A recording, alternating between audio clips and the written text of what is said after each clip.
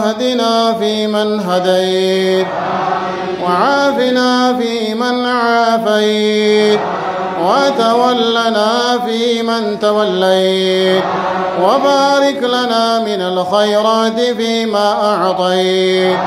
وقنا واصرف عنا شر ما قضيت فإنك تقضي ولا يقضى عليك فإنه لا يذل من واليت ولا يعز من عاديت تباركت ربنا وتعاليت لك الحمد على ما قضيت ولك الشكر على ما أعطيت ونستغفرك اللهم من جميع الذنوب والخطايا ونتوب إليك اللهم اغفر لنا ذنوبنا في ليلتنا هذه أجمعين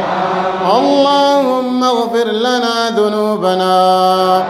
وإسرافنا في أمرنا وثبت أقدامنا وانصرنا على أعدائنا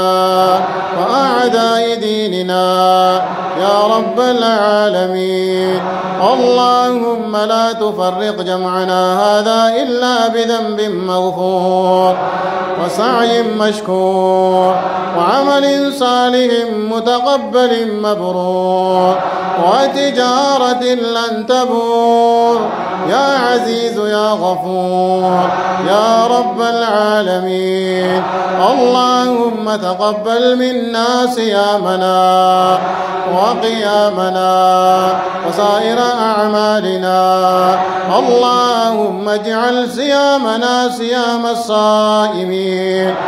اللهم اجعل صيامنا صيام الصائمين واجعل قيامنا قيام القائمين واجعل ركوعنا ركوع الراكعين وسجودنا سجود الساجدين برحمتك يا رب العالمين عن ربنا ظلمنا أنفسنا وإن لم تغفر لنا وترحمنا لنكونن من الخاسرين